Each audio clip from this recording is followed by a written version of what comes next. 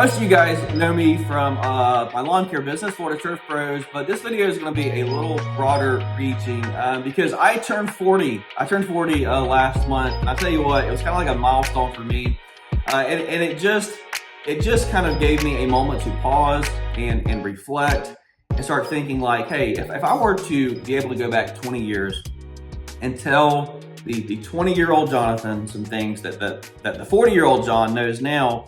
Like what would those things be? The things that I'm going to tell the 20-year-old John, like those are things that I promise thousands and thousands of guys out there could benefit from. These are things that are not taught in school. These are things that just come with some life experience. So without further ado, these are the most important things that I have learned in 40 years.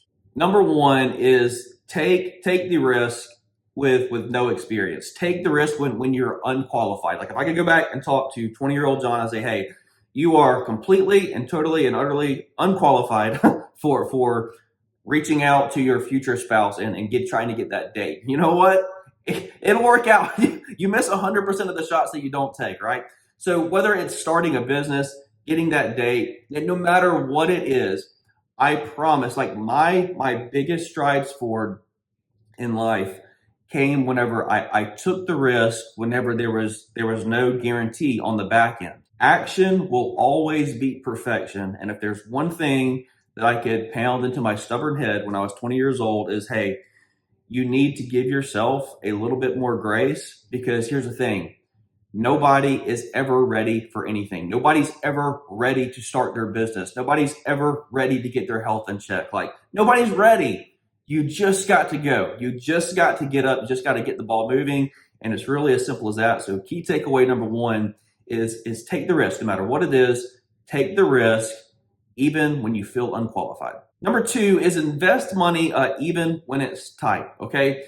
So at 20 years old, like Jonathan at 20 years old did not have any money. And frankly, me and my wife, like we didn't have money at 20 years old whenever we were starting our lives. But one thing that I did was we sat down and said, hey, I know money is tight, but hey, there's people a lot smarter than me who have said it's very important that we start saving early for retirement, okay? I took some classes and I had some professors who were like just kind of showed the math of like what you do if you start saving early. And again, I go back to it was very difficult in the beginning to save that money because funds were so tight. But just kind of looking at the math says like, hey, we can't afford not to do this. To the point that I want to stress to you is this. Whenever you start working and you start your career, you're going to have some money come in and you're going to have like bills and stuff and funds are going to be tight.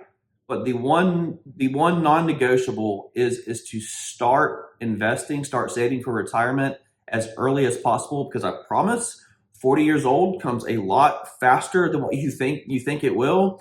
And whenever you have accumulated a nice nest egg at 40 years old, because you've been saving diligently for 20 years, you're going to say, wow, even though I couldn't afford it then, I am so grateful that I did, because that payoff, it is exponential on the back end, okay?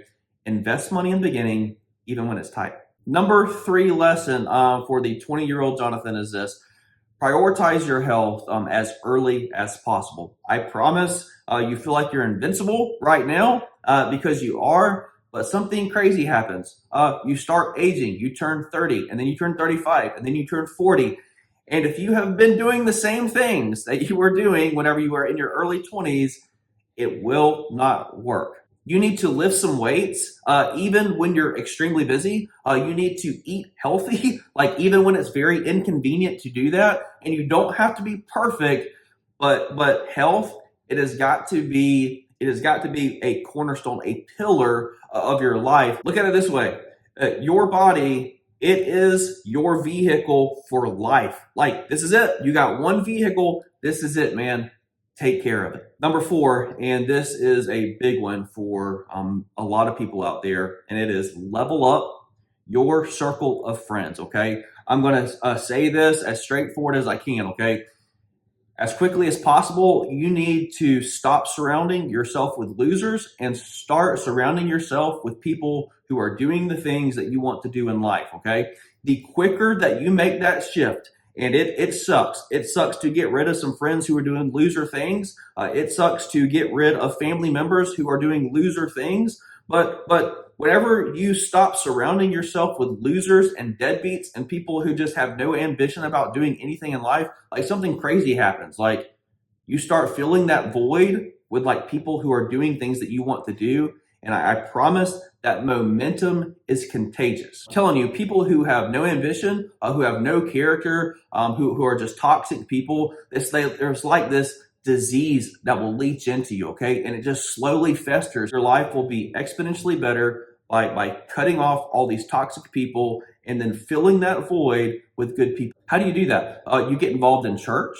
You get involved in some type of a group. You get involved in your community. You meet new people. And whenever you meet new people, you start cutting out the old. You start cutting out the deadbeats, cut out the losers, because I promise, whenever you fill that space with better quality people, every facet of your life improves. Number 4, level up your circle of friends. Okay, number 5 is this. To the 20-year-old Jonathan out there and to all the other 20-year-olds out there is this. Work hard, but don't miss what's important. Here's the truth. Whenever you are ambitious and you are wanting to do things, you're wanting to kind of level up your life, you're wanting to improve your circle of friends, like it is okay to put your head down for a season of life. And honestly, I think that is the standard. Like, I think that has to happen. Like, you've got to go all in and put your head down and go to work. But here's what I would want my younger self to know. All that hard work you're doing and putting your head down and just going to work, you have to stop at some point and come up for a breather. When you are working and you are just going 100 miles an hour, stop and pause, okay? Come out with a bird's eye view, a big picture. Always keep the big perspective in mind, because at the end of the day, here's what truly matters. Having a true connection with your family, having laughing moments with friends, having fun, being happy. And if all the work that you are doing is sacrificing those things, it's not worth it, okay? And I promise you can do both. You can work hard and sacrifice and still have a big picture perspective. I would just encourage you to try to keep that mind frame, even in the most difficult and most busy seasons of life.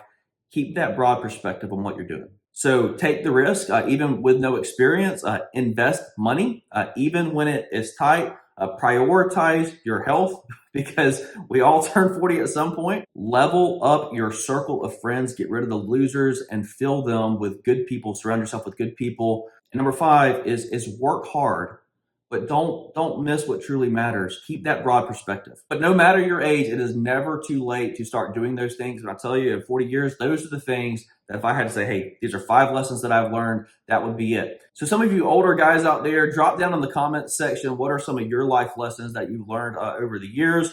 Everybody can learn on this channel. We're normally doing lawn care stuff. I'll tell you what, 40 years old was kind of like a turning of the page, but I would sure love to hear from the rest of our community down in the comment section. I hope you guys have a wonderful weekend, and I will see you in the next one.